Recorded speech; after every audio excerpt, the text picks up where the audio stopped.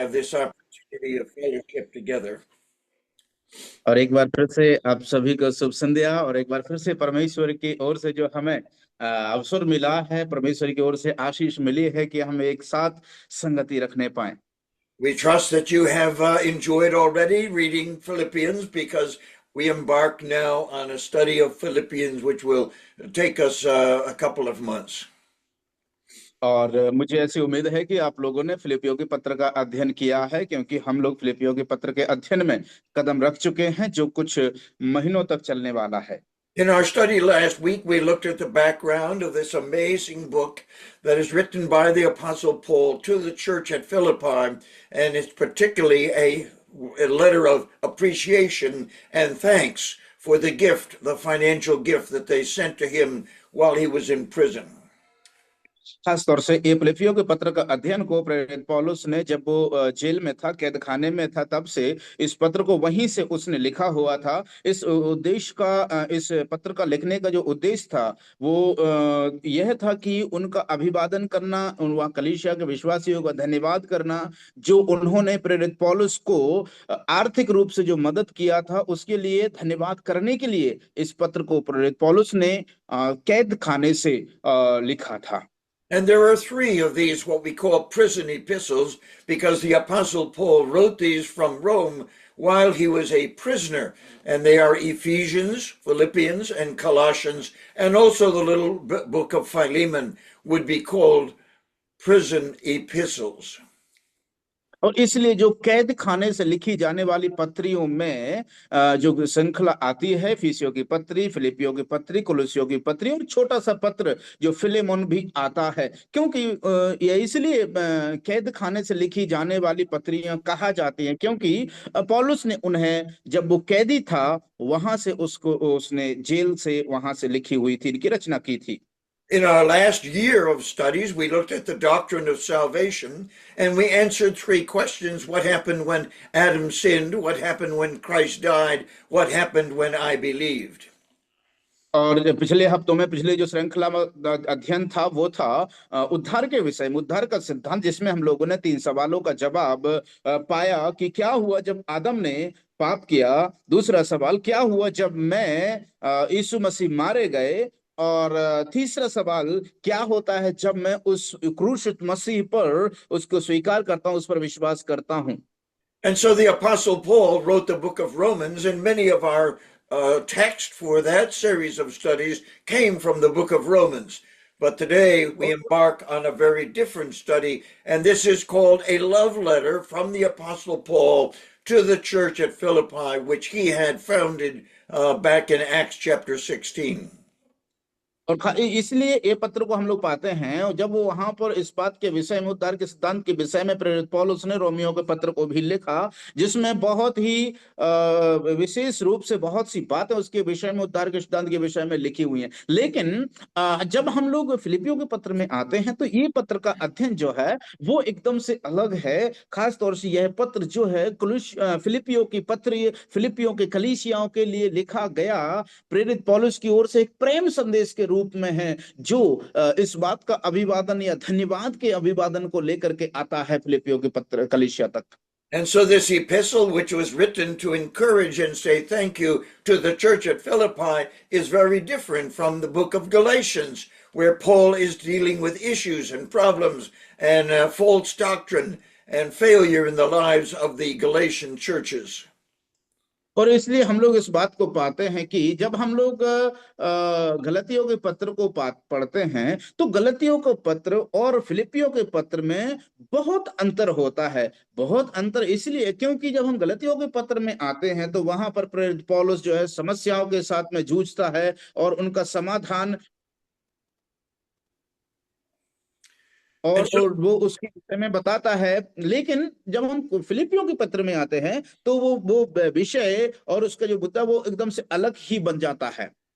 And while Paul was in prison, then he received a financial gift from the church at Philippi, and it's a striking experience for Paul and for the church, because the church at Philippi was a very poor church financially, and they gave out of their deep poverty, says Paul in Corinthians, The generality and liberality of what he did is worth remembering, and we have the book of Philippians as a reminder of this wonderful transaction between the church and the Apostle Paul.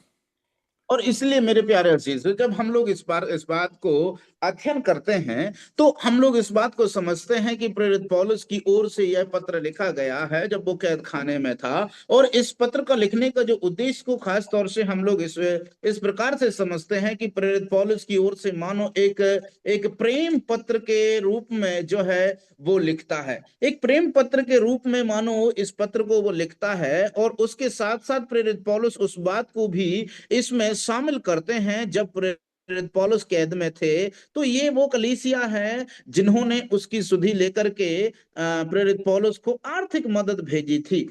इसीलिए ये पत्र खास हो जाता है और इसका जो विशेषता, इसका विषय वस्तु भी इतना खास होता है। यद्यपि हम जानते हैं कि फिलिपियों के जो विश्वासी लोग थे वे बहुत ही ज्यादा गरीब थे।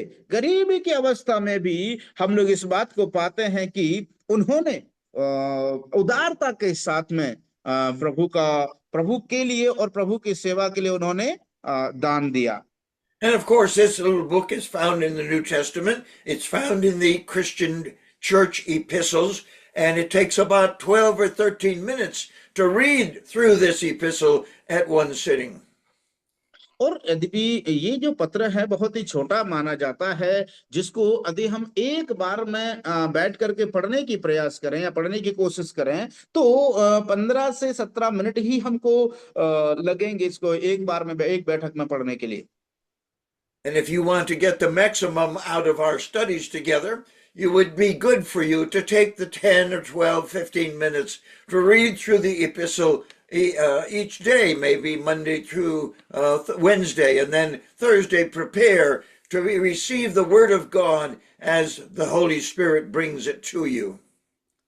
और इसलिए ये बात बहुत ही अच्छी होगी कि यदि आप जो है इस पत्र को, जब हम लोग इस पत्र का अध्ययन में आगे बढ़ते हैं तो ये बहुत अच्छी बात होगी कि आप भी ऐसा ही करें कि इस पत्र को जो है 15 मिनट ही लगेंगे। तो ये मेरा अनुरोध है कि आप लोग भी ऐसा ही करें कि कम से कम इस पत्र का अध्ययन करने के लिए आने से पहले जरूर आप जो है आकर के 15 मिनट समय निकाल करके, हो सकता है संडे को या रविवार को या सोमवार, मंगल को, बुधवार को आप लोग इस पत्र का अध्ययन करें। और अध्ययन करने के बाद में फिर आप उस पढ़ने के बाद में फिर बाइबल अध्ययन में जुड़ने के लिए कोशिश करें, जिसके द्वारा आपको बहुत ही आशीष मिलने वाली है।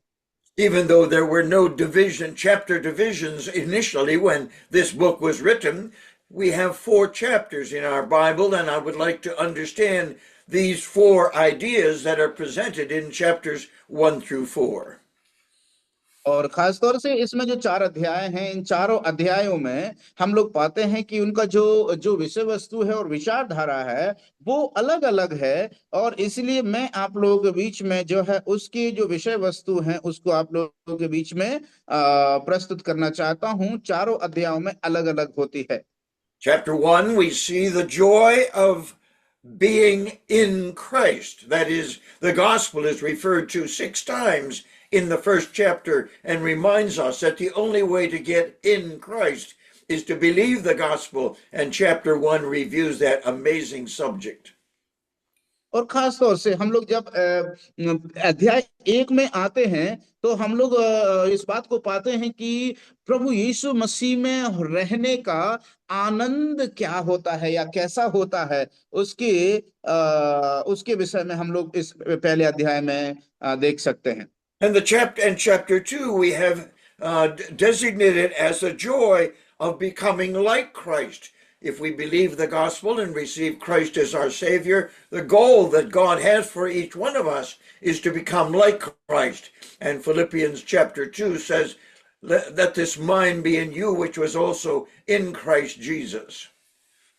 और इसलिए जब हम लोग इस बात को पढ़ते हैं प्रेरित पौलुस के विषय में, प्रेरित पौलुस स्वयं इस बात के विषय में कहता है कि जैसा मन प्रभु यीशु मसीह का था वैसा ही तुम में भी वही मन होना है करके हम लोग वचन में पढ़ते हैं।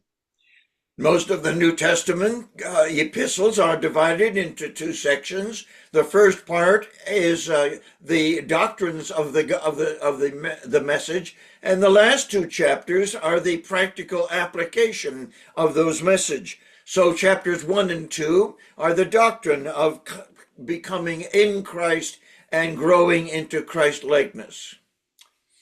और खास तौर से हम लोग जो है इस बात को, ये जो अध्याय हैं वो भी, इनका भी विभाजन अलग अलग समूहों में जाकर के किया गया है। सो अगर हम लोग एक अध्याय और दो अध्याय को पढ़ते हैं तो हम लोग देखते हैं कि यह अध्याय जो सिद्धांतिक शिक्षाओं के विषय में, मसीह में होने की जो सिद्धांतिक शिक्षाएं हैं, बुनियादी शिक्षाएं, उनके आधारित आते हैं ये दोनों अध्याय, एक और दो अध्याय। In chapter 3, the apostle Paul goes to the idea of the joy of behaving for Christ. We are his representatives in the world, and people should see Christ in us, and they should know Christ by the way we behave. और इसलिए जब हम तीन अध्याय में आते हैं तो तीन अध्याय का जो प्रमुख रूप से जो उद्देश्य है, इसका उद्देश्य यह है कि मसीह में होने के बावजूद, मसीह में होने का आनंद के आधारित होता है। अर्थात यह निर्भर करता है कि एक व्यक्ति जो मसीह यीशु में है, उसके जीवन में किस प्रकार का आनंद होना चाहिए, उसके व्यवहार के द्वारा किस प्रकार से प्रकट होना चाहिए। And so the work of salvation places us in Christ in chapter 1. It produces Christ likeness in chapter 2, and we begin behaving as a representative of Christ in chapter 3, and then we realize that we need the bounty from Christ in order to live as he lived and love as he loved. और इसलिए जब हम लोग पहले अध्याय में जिस प्रकार से हम लोगों ने देखा कि मसीह यीशु में रहने का आनंद, दूसरा हम लोगों ने देखा कि मसीह के जैसे होने का आनंद, मसीह के जैसे व्यवहार करने का आनंद, और तीसरे अध्याय में हम लोग देखते हैं कि मसीह के उस सैद्धांतिक शिक्षा के आधारित मसीह में होने के आधारित होता है। और क्योंकि हम मसीह के उत्तरदायित्व है, प्रतिनिधित्व करते हैं इस दुनिया में रह करके। और जब हम चौथा अध्याय में आते हैं तो what about sir fourth chapter, what it is represent the joy of bounty from Christ. और चौथा जो अध्याय है वो है प्रभु यीशु मसीह के द्वारा मिलने वाली बहुतायत का आनंद। So being like Christ is not something that we can do without Christ. And so Christ comes and takes up his residence in our life in order that he might use our body, our flesh, our behavior to show people that Jesus Christ is alive and that he's alive in us. And therefore they can know Christ by getting to know us. और इसलिए मेरे प्यारों, इस बात को हमको समझना बहुत जरूरी है कि यद्यपि मसीह में होने का जो आनंद है, मसीह में होने के जो विशेषताएं हैं, वो हमको समझना बहुत जरूरी है। क्योंकि जब तक हम इस चीज को, मसीह में रहने का आनंद क्या होता है, ये चीजें हमारे जीवन पर बहुत प्रभाव डालती हैं, बहुत प्रभावशाली होती हैं। You remember from our study before in John chapter 14, if you have seen me, you have seen the Father also. And so the same thing is true for us. If we have seen the Lord Jesus Christ and he has taken up his residence in us, we should be able to show Christ. And we should be able to say, if you've known me, you've known the Lord Jesus Christ. और इसलिए मेरे प्यारे अजीजों, इस बात को हमको, जैसे हम लोगों ने उद्धार का सिद्धांत के विषय में जब हम लोग सीख रहे थे, तो हम लोग वहां पर सीख रहे थे कि प्रभु यीशु मसीह इस बात को कहते हैं कि अगर तुमने मुझे देखा है तो पिता को भी देखा है। इसका मतलब यह है कि प्रभु यीशु मसीह अपने पिता का प्रतिनिधित्व कर रहे थे। ठीक वैसे ही हम जो मसीह यीशु में हैं, जब लोग हमें देखते हैं इस दुनिया में, तो इसका मतलब यह है कि हम यीशु मसीह का प्रतिनिधित्व करते हैं। लोग हमारे द्वारा मसीह को देखते हैं। And so we understand as we launch into this book, we will be encouraged to have the joy of the Lord in our lives. We will be encouraged as we develop Christ, as he develops Christ likeness in us. And we will be wonderful in giving thanks time and time again over all the blessings that God has given to us in order that Christ might be manifested in our flesh here on earth among our friends and our enemies. और इसलिए मेरे प्यारो, इस दुनिया में हम लोग देखिए जिस प्रकार से मसीह में होने का जो आनंद हमें मिलता है, और ये हम मसीह के जैसे व्यवहारिक रूप से उसके समानता में बदलने का आनंदित हम होते हैं। मेरे प्यारो, जब हम इस दुनिया में रहते हैं, दुनिया में हमारे चारों तरफ शत्रु है, दुनिया में चारों तरफ बुराई है, दुनिया में चारों तरफ भयंकर पाप अपराधों से भरे हुए शत्रु लोगों को हम लोग देखते हैं। सो ऐसे लोगों के बीच में रह करके मसीह का प्रतिनिधित्व करना कितना आनंद की बात है मेरे प्यारो। ये वास्तव में कितने आनंद की बात है कि मेरे जीवन के द्वारा या हमारे या आपके जीवन के द्वारा जो हमारे आसपास के लोग हैं, जो शत्रु हैं, जो नहीं जानते हैं, उनके उनके बीच में हम यीशु मसीह का प्रतिनिधित्व करते हैं। सो बस में कितने आनंद की बात है ये। And so as we look at this, I have entitled the first 7 verses of chapter 1 a paper of appreciation, because Paul introduces himself as being the recipient of the blessings of salvation. और खास तौर से हम लोग इस बात को पाते हैं कि जब मैंने इस प्रकार से जो है अध्याय 1 का 1 से 7 आयत तक यदि हम आते हैं, तो मैंने इस प्रकार से उसको जो थीम दिया है या फिर उसका पाठ का जो नाम इस प्रकार से रखा है, टाइटल दिया हुआ है कि इसका शीर्षक यह है कि अब मसीह यीशु में जो भाई बहन हैं, प्रेरित पौलुस उनका अभिवादन करते सो। अभिवादनात्मक शीर्षक एक अध्याय का 1 से लेकर के 7 तक हम लोग देखते हैं, जहां पर प्रेरित पौलुस आभार प्रकट करते हैं और क्या बोलते हैं, अभिवादन करते हैं विश्वासियों का, कलीसिया का, जो उन्होंने उनके लिए मदद किया था। So let us read then the first 7 verses of this chapter 1. आइए हम लोग अध्याय 1 के पहले 7 आयतों को पढ़ लेते हैं। Could you please I can't silence that stop phone, it. sir? It's a phone call.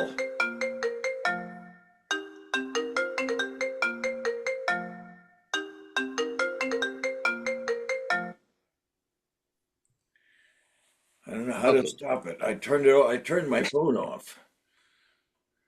Okay okay. So कोई भी पढ़ सकते हैं क्या अध्याय 1 का 1 से लेकर के 7 तक।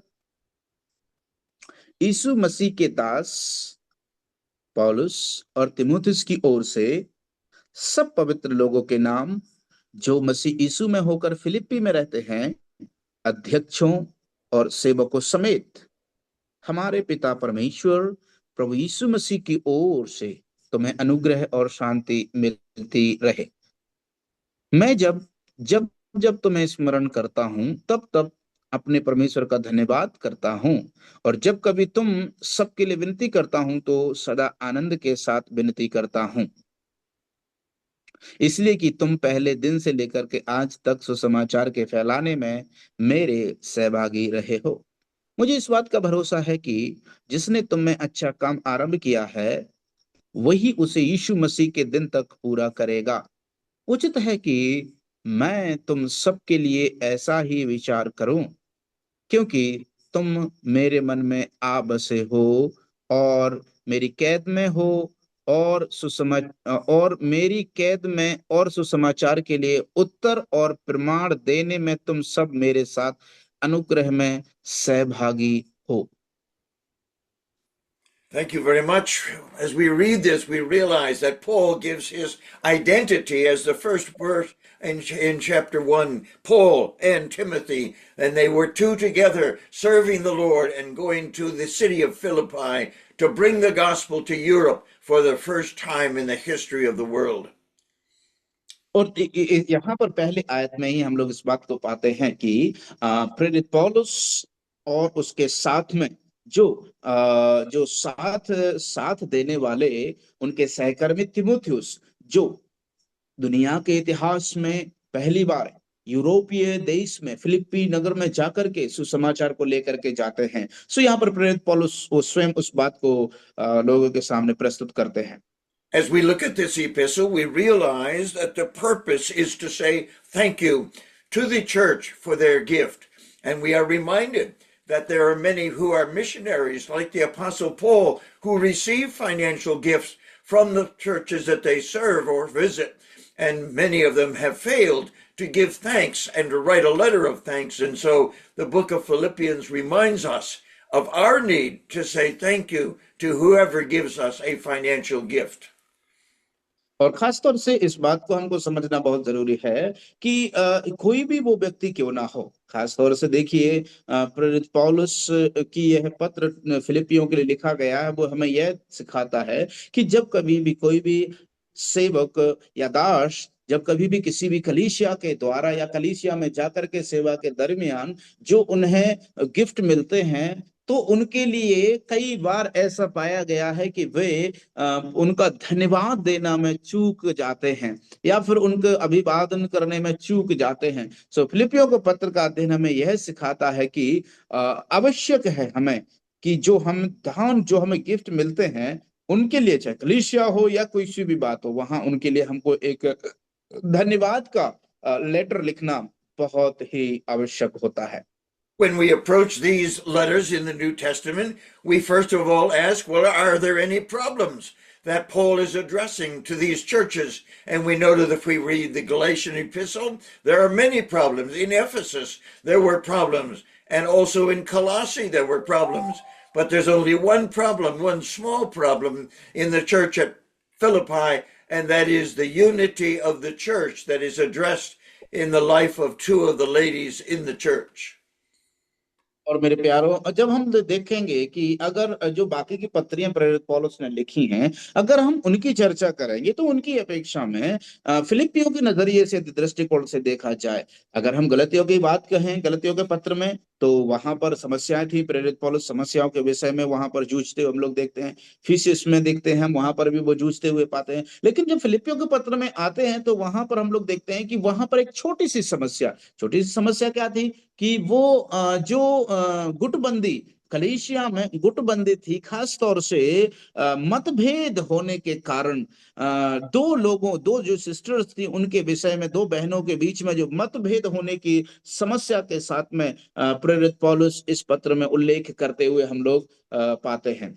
And so we understand completely that the Apostle Paul was in prison. And so he writes what he calls the prison epistles. And this is an amazing thing that there he was in prison in Rome, and he was writing a letter about rejoicing and being filled with joy, even though he is in prison. और खास तौर से हम लोग इस बात को पाते हैं मेरे प्यारों कि जो प्रेरित पौलुस इसलिए इन पत्रियों को जो है कैद खाने की पत्रियों करके वो संबोधित करता है, क्योंकि वह इन पत्रियों का रचना कैद में रहते हुए करता है। So the issue is to be filled with joy, even in the midst of circumstances that do not produce that kind of joy. Because the Lord Jesus gave us an example, and he refers to joy about 7 times in the Upper Room Discourse, as we studied many months ago. और हम लोग जैसे कि कुछ महीनों पे हम लोग कई महीनों से ऊपरी कोठरी का प्रवचन हम लोगों ने अध्ययन किया था कई महीनों तक पहले। सो हम लोगों ने इस बात को देखते हैं कि इसके विषय में पौलुस जो है प्रभु यीशु मसीह स्वयं ही उनके विषय में चर्चा करते हुए, एकता के विषय में, सेवकाई के विषय में और उनकी जो आने वाली परिस्थितियों के विषय में यीशु मसीह अपने शिष्यों के साथ ऊपरी कोठरी के जो प्रवचन में, ऊपरी कोठरी का जो संगति के साथ में प्रभु उनको स्पष्ट रूप से पहले से ही बता देते हैं। And so the Apostle Paul here reminds the Philippians, as soon as they open this, unscroll this letter, that Paul and Timothy are servant or bond slaves of the Lord Jesus Christ. और जैसे ही जब जो है प्रेरित पौलुस इसको जैसे शुरुआत करते हैं, तो हम लोग इस बात को देखते हैं कि वो इस बात का चर्चा करते हुए पाते हैं, जहां पर वो स्वयं भी पौलुस और तिमुथियुस जो बंधुआ दास हैं करके अपने आप को संबोधित करते हैं। And so we realize that when Paul was in prison, though he doesn't mention it here, when he writes the little letter of Philemon, he said, Paul, a prisoner of the Lord Jesus Christ. और खासतौर से वो यहाँ पर हम लोग यहाँ पर इस बात को नहीं पाते हैं, लेकिन जब वो फिलेमोन को यह पत्र लिखते हैं तो फिलेमोन को जब पत्र लिखते समय वो इस बात का जिक्र करते हैं कि यीशु मसीह के लिए कैदी है करके हम लोग पाते हैं। लेकिन ऑफ कोर्स यहाँ पर वो पत्र वो बात का उसने जिक्र नहीं किया, लेकिन जब फिलेमोन को लिखता है तब पौलुस उस बात का जिक्र करते हैं। And so when Paul reminds us in this epistle, as well as Philemon, that he is in prison, it's amazing that he says, I am a prisoner of the Lord Jesus Christ. He didn't say he was a prisoner of Rome, although that was the government which had imprisoned him. और खास तौर से देखिए, ये बात स्पष्ट रूप से हमको समझने की जरूरत है कि खास तौर से जो वहां की जो सरकार थी, यद्यपि उसने उन्हें वास्तविकता तो यही थी कि वो बंदी गृह में बंदी के रूप में वो बंद हो चुके थे, कैद में थे, लेकिन फिर भी वो यहाँ पर इस बात का जिक्र नहीं करते हैं कि वो एक कैद में है करके।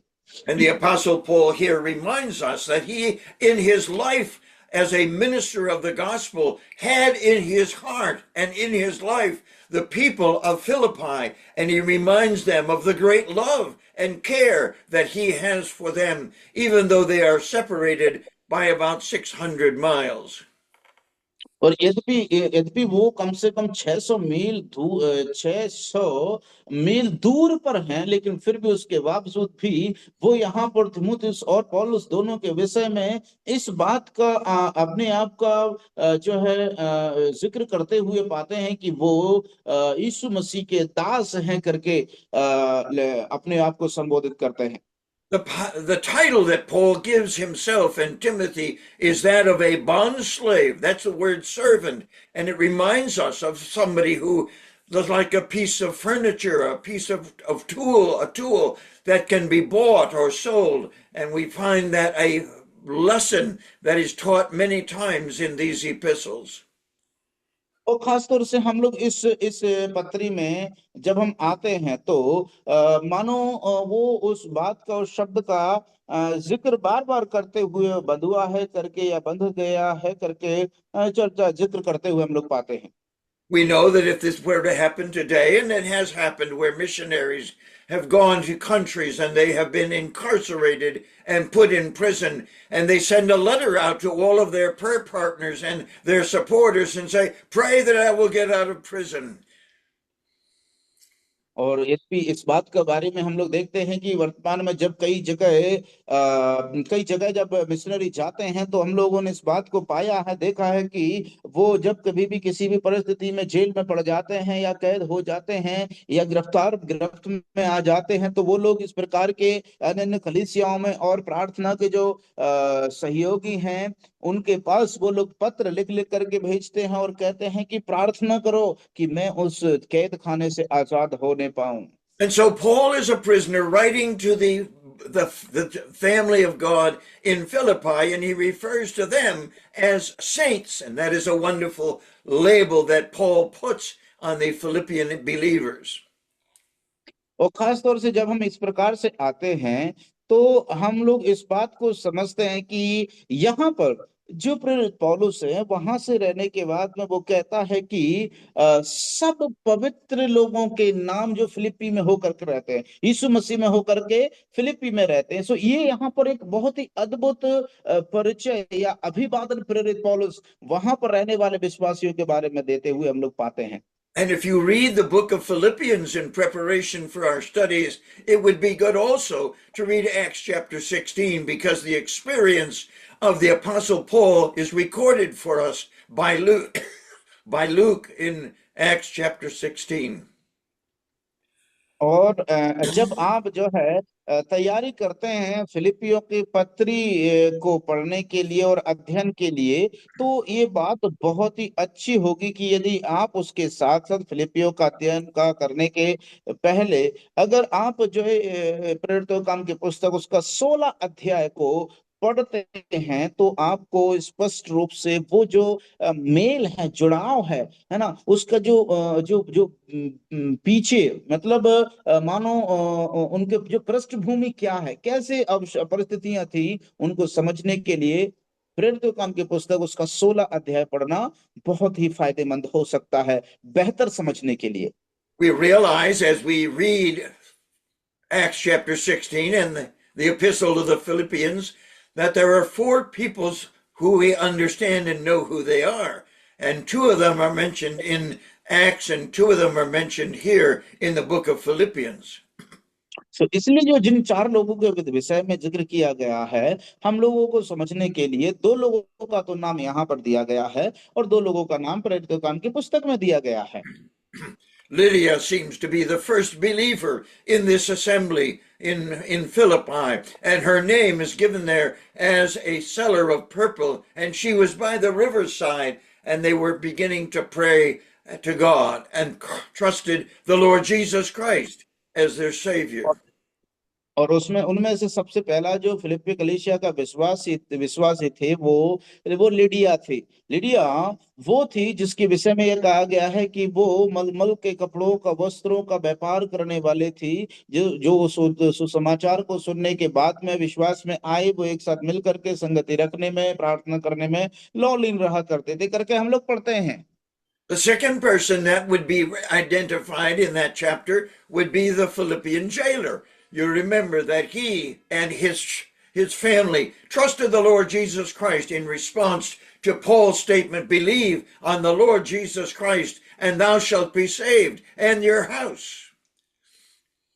और दूसरा जो विश्वासी है, दूसरा विषय विश्वासी के विषय में जिक्र किया गया है और वो था फिलिप्पी की जो वहां का जो कैद खाने का जेलर जो था, वो जेलर भी हम लोग इस बात को पाते हैं कि जब वे लोग वहां पर थे तो वहां पर जब जो भूकंप हुआ था उस समय में हम लोग इस बात को पाते हैं कि वो जेलर इस प्रकार सवाल करता है कि मैं उद्धार पाने के लिए क्या करूं। तब प्रेरित पौलुस ने उससे कहा था कि तू प्रभु यीशु मसीह पर विश्वास करे तो तू और तेरा घराना उद्धार पाएगा। फिलिप्पियों की जो कलीसिया थी, फिलिप्पियों की जो कलीसिया थी उसमें ये दूसरा व्यक्ति, दूसरा विश्वासी था, जेलर और उसका परिवार। The two people that are named in the book of Philippians, Euodia and Syntyche, remind us of the need for believers to be of one mind and of one heart and manifest unity that is found in the triune God. और इसलिए मेरे प्यारो, जब हम इस बात को समझते हैं, इस फिलिप्पियों के पत्र का अध्ययन पढ़ते हैं, तो इस बात हमें यह बात फिलिप्पियों के पत्र स्मरण दिलाती है कि विश्वासियों के बीच में एकता होने की कितनी जरूरत है, कितनी आवश्यकता है। जो हमें त्रिएक परमेश्वर में मिलती है, देखने को मिलती है, वो हमारे बीच में भी होना बहुत जरूरी है। And so it helps us as we read through the book of Philippians to remember these four people that are identified, two in the book of Acts and two in the book of Philippians, to help us enter into receiving this amazing letter to the church at Philippi, and has been also meant for us to read, enjoy, and appreciate and apply to our lives. और इसलिए ये बात बहुत ही अच्छी रहेगी और एक बहुत अच्छी आदत भी हो सकती है कि जब हम फिलिप्पियों के पत्र का अध्ययन करते हैं, यह फिलिप्पियों के अध्ययन करते समय हमें यह बहुत ही आवश्यक है कि इन चार लोगों का जो नाम है, जिनका जिक्र किया गया है, जो बुनियादी रूप में माने जाते हैं, उनको स्मरण करना और ध्यान में रखना बहुत जरूरी है। क्योंकि दो को हम लोग पाते हैं प्रेरितों काम की पुस्तक में, दो को पाते हैं फिलिप्पियों के पत्र में। यह बात बहुत जरूरी है जब हम इसका अध्ययन करते हैं, क्योंकि उनका जीवन हमारे लिए बहुत ही प्रेरणा का कारण बनती है। And then the Apostle Paul gives us two designations which are important for us to understand, because it was written to these four people and other people who had trusted Christ as their Savior. And Paul says that you are in Christ. And that is why we have this first 7 verses and the joy of being in Christ.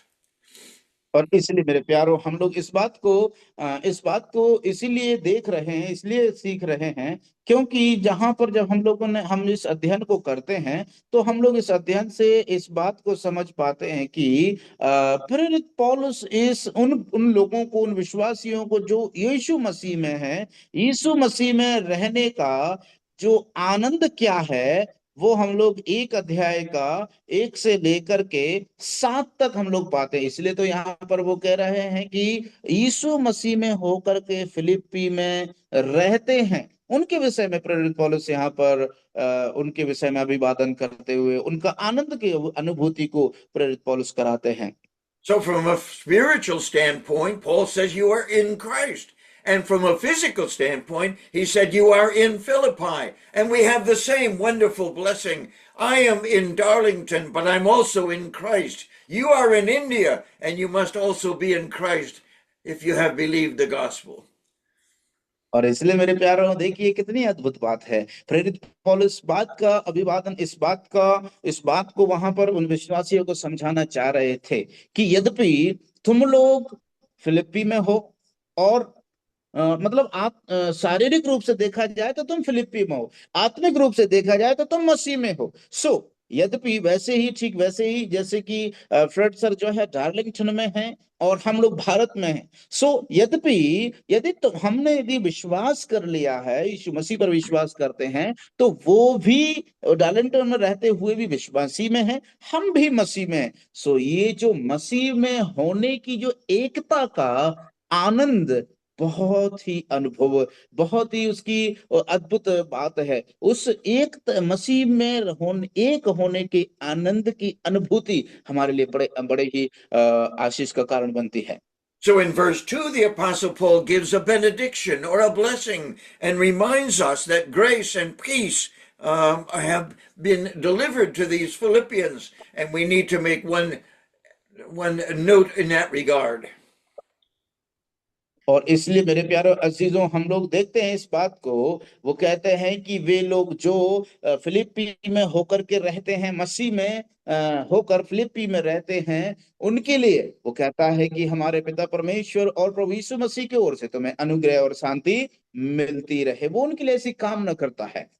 And there's an important and significant issue that is found in verse 2. We realize Paul is saying grace and peace be presented to you. And so we can come again and realize that the word be is in italics in the King James and the New King James Version of the English text of Philippians.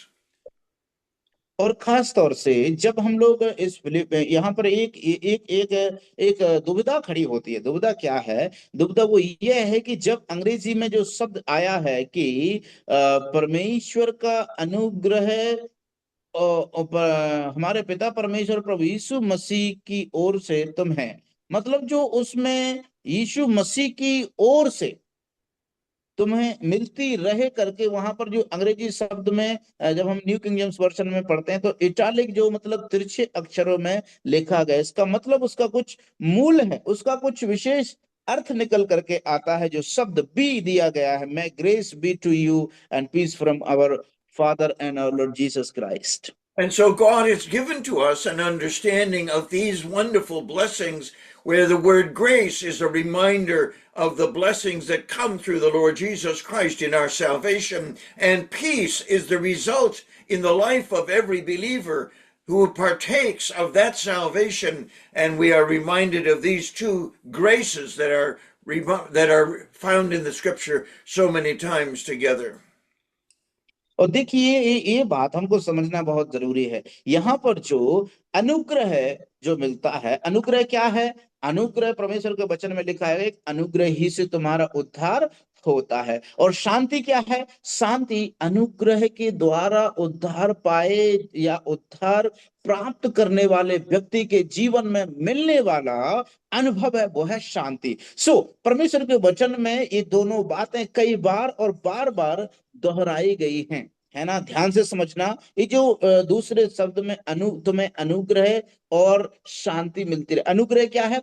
अनुग्रह उद्धार के प्राप्त करने वाले व्यक्ति के जीवन में बिना अनुग्रह को उद्धार नहीं मिल सकता। और शांति क्या है?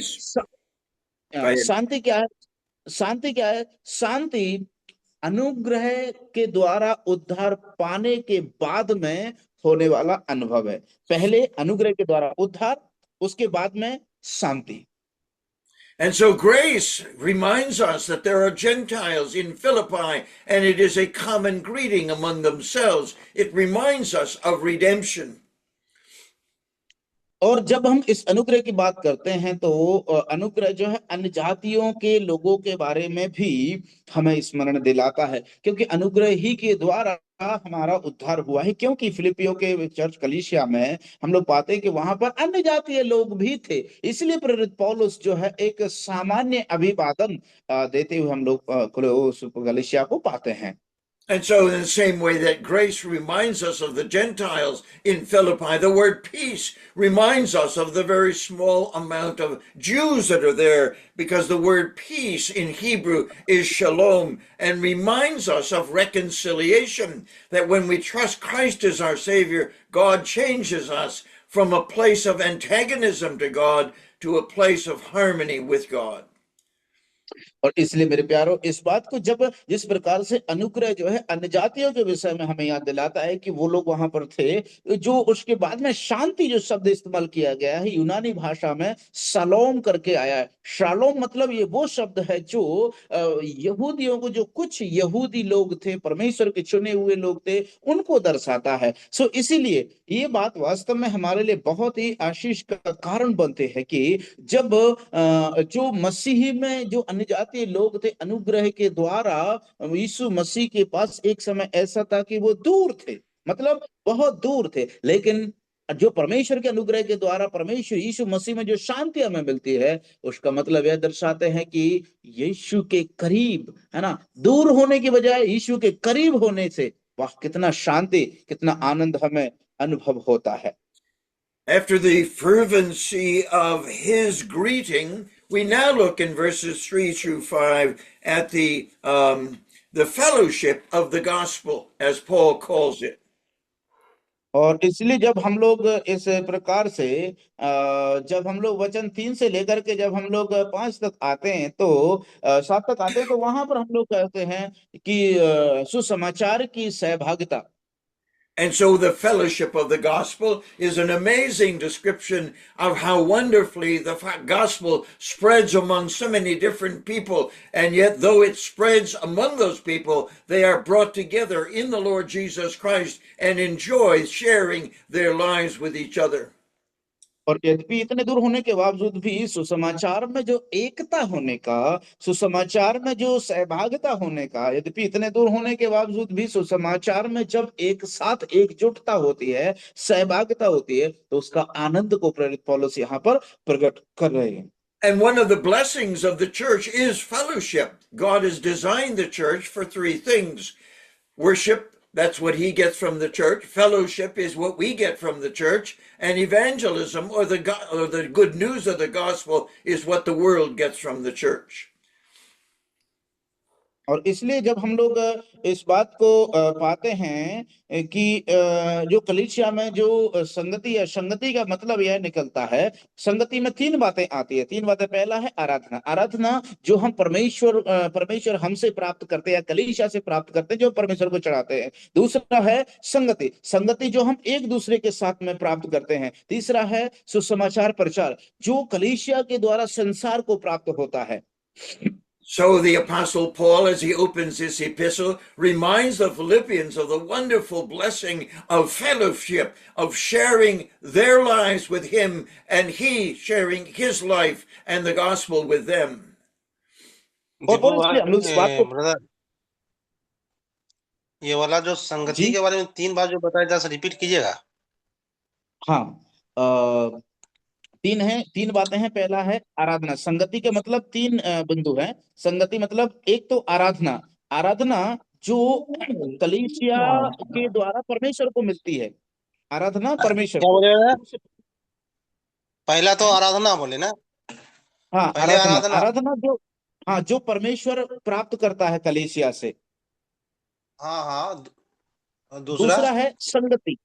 संगति जो हम लोग मतलब आपस में भाई और बहन, मतलब हम लोग जब एक साथ मिलते हैं कलीसिया में, तो एक दूसरे से प्राप्त होता है, वो है फेलोशिप, संगति रखना, है ना। तीसरा है इवांजलिज्म। इवांजलिज्म मतलब सुसमाचार प्रचार करना। सो ये सुसमाचार प्रचार मतलब संसार कलीसिया से प्राप्त करता है सुसमाचार, कलीसिया के द्वारा ही संसार को मिलता है सुसमाचार। सो ये जो तीनों बातें हैं, ये उस फेलोशिप का जो सुसमाचार की सहभागिता में मिल करके आता है। आराधना, संगति, सुसमाचार प्रचार करना। सो ये तीनों, ये आराधना ये परमेश्वर को प्राप्त, परमेश्वर को मिलता है ना?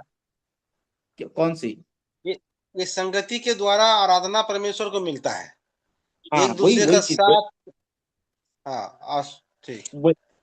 वही वही चीज जैसे हम लोग जब इकट्ठे होते हैं ना, एक साथ मिलकर के परमेश्वर को एक साथ मिलकर के आराधना करते हैं। दूसरा, हम लोगों को हर दिन तो समय मिलता नहीं है, विश्वासी ठीक है सेवक तो जाते हैं, लेकिन हम लोग आपस में नहीं मिल सकते ना। लेकिन बाकी विश्वासी लोगों को मौका मिलता है, कलीसिया जब आराधना के लिए इकट्ठे होते हैं तो एक साथ मिलकर के आराधना करते हैं। उसके बाद में एक दूसरे के साथ सहभागिता भी होती है, हाँ भाई आप कैसे, बहन कैसे। तीसरा, जब इस प्रकार का जो माहौल होता है एक साथ मिलकर के सुसमाचार में भी, सुसमाचार किसको सुनाने जाते हैं? अन्य जाति लोग संसार में जाकर के। वो चीजें बताया गया है। आराधना जो परमेश्वर को मिलती है, संगति जो हमें एक दूसरे को मिलती है, सुसमाचार जो संसार को मिलता है कलीसिया के द्वारा। कलीसिया के मुद्दे की बात हो रही है। ये सब continue, he has some doubts, so just I was clearing. Thank you. Okay. Okay. The first thing that Paul responds by saying how wonderful is his remembrance of being in Philippi and seeing the church formed in that city to the glory of God and to the blessing of the Philippians. और खास तौर से जब हम इस पत्र को हम देखते हैं तो प्रेरित पौलुस इस आनंद को अनुभूति करते हुए हम लोग स्पष्ट रूप से समझ सकते हैं कि किस तरह से प्रेरित पौलुस उस अनुभव को बता रहे हैं कि जब वो फिलिप्पी में थे, कलीसिया की स्थापना हुई और किस प्रकार से वो बढ़ रही है, उसका आनंद को यहाँ पर प्रेरित पौलुस प्रकट करते हुए उसके आनंद को हम लोग झलकते हुए देख सकते हैं। The same fellowship that we read about here should be a part of our lives, and we should delight to gather with the Lord's people for times of prayer, times of worship, thanksgiving, and adoration. And so Paul says, with great delight, I have remembrance in my heart of you as a local church. और इसलिए जब हम लोग यहाँ पर प्रेरित पौलुस का अभिवादन हम देखते हैं कि वचन 3 में जब जिस प्रकार से पढ़ते हैं कि जब जब मैं तुम्हें स्मरण करता हूं तब तब परमेश्वर का धन्यवाद करता हूं। सो देखिए इस आनंद की जो परमेश्वर के साथ में या फिर हम जो कलीसिया में रह करके एक दूसरे के साथ में जो सहभागिता होती है, जो अपनापन झलकता है, प्रेरित पौलुस यहाँ पर स्मरण करते हैं कि जब जब मैं तुम्हें स्मरण करता हूं तब तब अपने परमेश्वर का धन्यवाद करता हूं। कैसे? क्योंकि जो व्यक्तिगत रूप से जो उनके साथ में प्रेरित पौलुस का जो रिश्ता था, उनका जो एकता का जो अनुभव प्रेरित पौलुस यहाँ पर प्रकट कर रहे हैं कि मैं आपको देख रहा हूं कितने बढ़ रहे हैं आप लोग, तो बहुत आनंद के साथ में परमेश्वर को धन्यवाद देता है। And then the Apostle Paul reminds the Philippians that his prayers for them are always prayers for their growth and development, and he prays for them with great joy. और मेरे प्यारों, हम इस बात को देखते हैं कि प्रेरित पौलुस जब जब भी उन विश्वासियों के लिए प्रार्थना करते हैं तो हम लोग वचन में पढ़ते हैं कि जो उसकी प्रार्थना है उनके लिए थी कि वो परमेश्वर में बढ़ते जाएं। कैसे बढ़ते जाएं? वो परमेश्वर के वचन में आगे बढ़ते जाएं, वो भी आनंद के साथ में। प्रेरित पौलुस बड़ी आनंद के साथ में विनती करता है। I wish I was able to go to Philippi and sit with those people and understand what it means to pray for each other and to pray for Paul and Paul to pray for them with great joy, because most of the prayer meetings I go to are not joyous expressions to the Lord. और मेरे प्यारो, अगर ऐसा हो सकता, संभव होता तो मैं जो फिलिप्पी में जा करके उन लोगों से पूछता कि भाइयों आप मुझे ये बताइए कि जो है एक दूसरे के लिए आनंद के साथ विनती करने का अनुभव कैसा होता है। क्योंकि आजकल जब हम लोग जो प्रार्थना करने के लिए, वचन सीखने के लिए, आराधना करने के लिए जब इकट्ठे होते, संगति रखते हैं, तो वो आनंद का अनुभव कैसा है आजकल खो गया है। कलीसियाओं में वो एक होने का आनंद खो गया है ना। एक होने का अनुभव खो चुका है, एकता का आनंद का अनुभव खो चुका है, आराधना और संगति का एकता का आनंद खो चुका है आजकल। And so the Apostle Paul reminds us that there are great times of remembrance, and as we have traveled around the world, we can look back as the servants of the Lord at special places where we went, and we would love to go back. We would love to fellowship with them. We would love to spend some time reading the Word of God and praying together. और मेरे प्यारो सच में देखिए, जब कभी भी इस प्रकार से अनुभव यदि आपको हुआ हो कि कभी हम इस प्रकार से इकट्ठे जो संगति हम लोगों ने रखा है ना, एक साथ होने का आनंद अनुभव है ना, वो बहुत ही अलग होता है। वो अनुभव एक बहुत ही अनोखा होता है, जिसके जिसके हम लोग बार बार ललायत होते हैं। कई बार अरे, हम तो एक साथ रहना, एक साथ प्रार्थना करना, एक साथ वचन को पढ़ना, एक साथ वचन का अध्ययन करना, मनन करना, सच में कितना आनंद का अनुभूति होती है। उस आनंद को हम लोग वर्तमान में अपने जीवन में इसका ललायत हो क्या आजकल होना बहुत कम लोगों को हम लोग देखते हैं।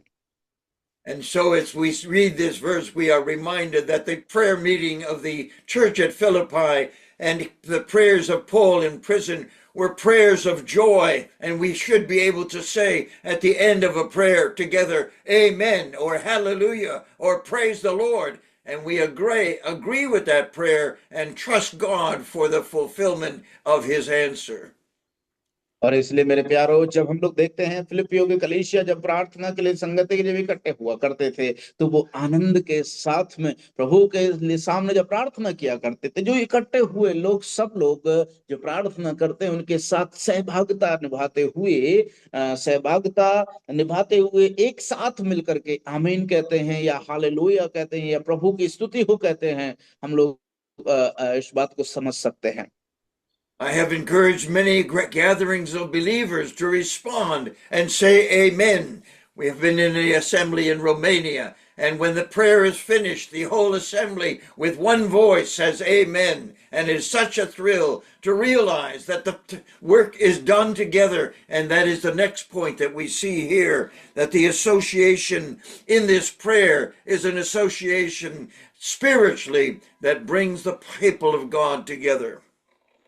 और मेरे प्यारो, हम लोग इस बात को देखते हैं कि मैंने कई ऐसी प्रार्थना सभाओं को जो कलीसिया में इकट्ठे होते हैं उनको दिया है, उनको उनको प्रोत्साहित किया है कि वो भी एक साथ मिलकर के प्रभु के लिए एक साथ मिलकर के क्या करें, ओ आमीन हालेलुया करके। क्योंकि जब इस प्रकार से हम लोग कहते हैं, जब सभाओं का अंत होता है, एक साथ जब हम कहते हैं, इसका मतलब यह दर्शाता है, इस बात का अनुभूति होता है कि ये जो काम वहां पर जो उस मीटिंग में सभा में जो हुआ था, उस सभा में सब लोगों ने उसमें सहभागिता निभाई है और सब लोगों ने सहभागिता निभाई, इसलिए आनंद के साथ में आमीन का जो जय जयकार या ललकारते हैं या उस आनंद की अनुभूति होती है, जो इस सच में एक साथ किया गया कार्य का जो आनंद है की अनुभूति बहुत ही विशेष होती है, बहुत ही खास होता है वो अनुभव। And this great joy that overcame the Apostle Paul as he was in prison by himself was the idea that the fellowship of the gospel, the sharing of the gospel with these dear believers in Philippi, raised his heart, raised his life, raised his joy at knowing that God had brought them together as a family of believers.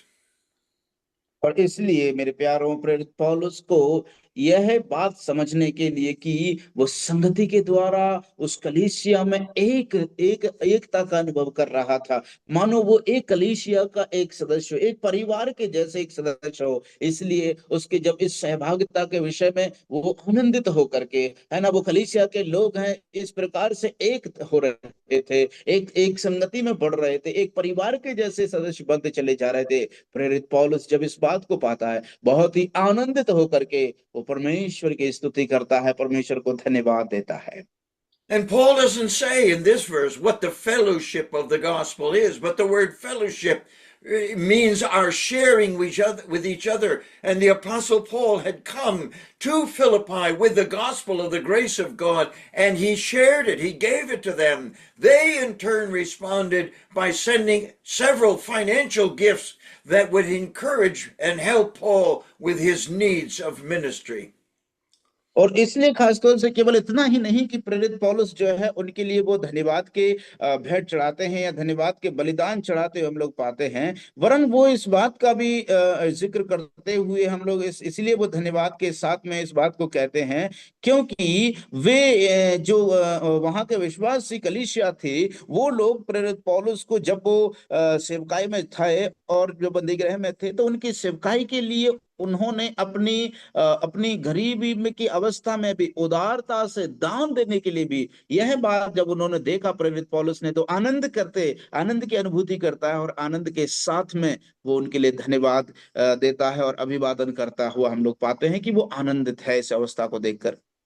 This particular verse has developed a habit of giving some financial help to somebody and say, this is the fellowship of the gospel. And so the word fellowship has come to teach us that in giving financial help, we can say, here is some fellowship in the gospel. Or they'll write a letter and say, here is a gift from the assembly, and it is fellowship in the gospel. And that means that the church is sharing in the financial needs of the Apostle Paul, as we have experienced on so many occasions around the world.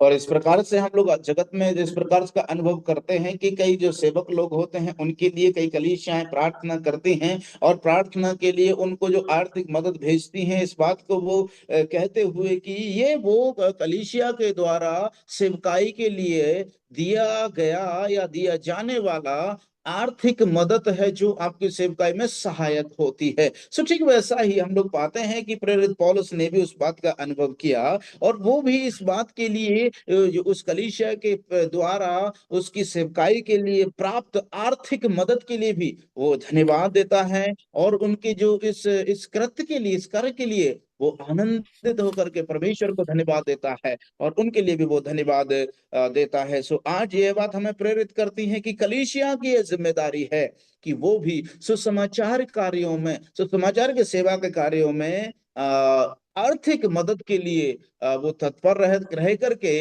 उनके लिए सहायता करने के लिए कदम उठाना जरूरी होता है। And so the scripture is very clear that the servant of the Lord presents the word of God, the gospel of Christ, for the encouragement, challenge, and development of believers. And then the believers respond by sending a gift to help with the ministry of the gospel. And that has been a practice that has been manifested so many times among the assemblies. And we rejoice in God's provision for our needs through those who have seen the need of sharing in some small way in the needs of our travels. और खास तौर से देखिए मेरे प्यारो, ये चीज को ये बात को भी हम लोग आगे आनंद का विषय समझ सकते हैं, क्योंकि उस कलीसिया ने जब कभी भी प्रेरित पौलुस सेवकाई के लिए जाया करते थे, सो वे उसकी सेवकाई में, यद्यपि वे गरीब तो होने के बावजूद भी, फिर भी वे लोग उनके लिए प्रेरित पौलुस की सेवकाई के लिए, जैसे कि सेवक क्या करते हैं, सेवक जो विश्वासी लोग हैं, जो सुसमाचार को लेकर के जाते हैं, यात्रा करते हैं, या वचन को लेकर के जाते हैं, सुनाते हैं, सो यह उनके लिए एक बहुत ही अच्छा कदम होता है कि वे लोग उसके लिए, जो सेवकाई के लिए जाते हैं, उनकी सेवका में आर्थिक मदद को भेज करके उन्हें उत्साहित कर सकते हैं। उन्हें उत्साहित करना चाहिए, क्योंकि जो सुसमाचार कार्य में उनके आनंद के लिए, उनकी यात्रा के लिए हो सकता है, वो सहायक हो सकता है। उनके खान पान के लिए, उनके खाने खर्चे के लिए उसको जो आर्थिक मदद जो मिलती है, वो वास्तव में उनके लिए सेवकाई में भारी मददगार साबित होती है। सो इस उदारता के कार्य के लिए भी हमें कदम बढ़ाने की जरूरत है। हम सीख सकते हैं इस कलीसिया से। And so the Apostle Paul in the next two verses, verses 6 and 7, reminds us of the finishing of a good work which God began in their lives when they trusted Jesus Christ as their Savior, and that they would continue to grow and develop into Christ likeness through his epistle known as the book of Philippians. और इसलिए मेरे प्यारो, जब हम वचन 6 और 7 में आते हैं, तो प्रेरित पौलुस उस बात में आकर के अभिवादन करते हुए समाप्त करते हैं किस बात को, कि जो अच्छा कार्य काम आरंभ किया है, वही यीशु मसीह के दिन तक उसे पूरा करेगा करके हम लोग प्रेरित पौलुस को पाते हैं। वो यहाँ पर अभिवादन करते हैं। And so the Apostle Paul is looking forward to their response to the truth of the book of Philippians in their hands, so that they will grow in their understanding of the gospel, that they will become more and more like the Lord Jesus Christ, that they would appreciate and appropriate the many blessings that God has given them in order that they might represent Christ in a wicked world. और इसलिए मेरे प्यारों इस बात को भी वो उत्साहित करता है कि मसीही लोग, यह उचित है कि तुम सबके लिए ऐसा ही विचार करो, क्योंकि वो मसीही को इस दुनिया में प्रमाण के रूप में प्रकट करने के लिए प्रेरित पौलुस उनको उत्साहित करता है। And so the gospel needs to be financially supported. And the Apostle Paul thanks the Philippians at the end of the book for their abundant gift, making it possible for him to have his needs met, even though he is in prison. और इसलिए मेरे प्यारों, यद्यपि सुसमाचार का कार्य को आवश्यक होता है, हम इस बात से सीख सकते हैं कि सुसमाचार कार्य को आर्थिक रूप से मदद होना, कलीसिया की ओर से मदद मिलना बहुत ही आवश्यक होता है, बहुत ही जरूरी होता है, ताकि जो सेवकाई करने वाला या सुसमाचार कार्य है या सुसमाचारक है, उसके लिए, उस कार्य को पूरा करने के लिए कलीसिया के द्वारा उसके लिए मदद मिलना, आर्थिक मदद मिलना और आर्थिक जो योगदान है वो बहुत ही आवश्यक होता है, ताकि सरलता से बिना समस्या के जो सुसमाचार कार्य है वो बिना बाधा के पूरा होने पाए और इसके द्वारा प्रभु की महिमा हो। So I trust that as we go through these studies in the book of Philippians, God will speak to your heart about some of these things, and that your development and growth into Christ likeness will be manifested among your people, your friends, and even those you work with. और मैं इसलिए ऐसी उम्मीद करता हूं कि परमेश्वर जो है, जब आप इस अध्ययन को करते हैं, इस अध्ययन को करने के द्वारा आप जो है तैयार करेंगे अपने आप को कि परमेश्वर आप अपनी जगह में, अपने स्थानों में, और उसके द्वारा इस प्रकार के व्यवहार के द्वारा परमेश्वर के नाम की महिमा प्रकट होने पाए। और जब आप इस पत्री का अध्ययन करते हैं, तो जब आप अगली बार आएंगे अध्ययन के लिए, तो उसको तैयार करके आए, ताकि जब आप अध्ययन करते हुए तो उसका पूरा लाभ आपको मिल सके। The next thing Paul does in his letter is pray for them. And so I want you to know that I have prayed for you, and I've prayed the same prayer that Paul prayed for the Philippians, that they would mature and grow up and become like the Lord Jesus Christ. और इसलिए अगली बात प्रेरित पौलुस हमें सिखाते हैं कि उन्होंने जो प्रार्थना किया है, वही प्रार्थना हमें भी एक दूसरे के लिए करना बहुत जरूरी है, और वही प्रार्थना हमारी होनी चाहिए कि कलीसिया के विश्वासी प्रभु में एक साथ प्रभु में बढ़ते जाएं और प्रभु की महिमा करते रहें। Father, we're grateful to you for giving us this little letter to the Philippians, and we thank you for the lessons that you, by your Spirit and the pen of Paul, taught them these important lessons. प्रभु, हम धन्यवाद देते हैं कि आपने हमें ये छोटा सा पत्र प्रेरित पौलुस के द्वारा लिखा गया फिलिप्पी के लिए, यह पत्र जो हमें बहुत ही महत्वपूर्ण बातों को सिखाता है और उत्साहित करता है कि हमें किस प्रकार से कार्य को करना चाहिए। Thank you for the blessings of the gospel and the fellowship of the gospel that is described here in this epistle. प्रभु जी, इस पत्र में जो सुसमाचार और सुसमाचार की सहभागिता जो इसमें दिखाई गई है, उसके लिए हम आपको धन्यवाद देते हैं। We rejoice in the provision you made for the Philippians and the same provision you made for us. प्रभु जी, हम धन्यवाद देते हैं कि आपने फिलिप्पी कलीसिया के लिए जो प्रबंध किया था, वैसे ही आप हमारे लिए भी वैसा ही प्रबंध करने वाले हैं, इसलिए धन्यवाद देते हैं। These blessings are ours because of the Lord Jesus Christ. Amen. ये आशीषें हमारी हैं इसलिए, क्योंकि प्रभु यीशु मसीह के द्वारा, इसलिए हम धन्यवाद देते हैं। आमीन। Thank you. Thank you, Bill.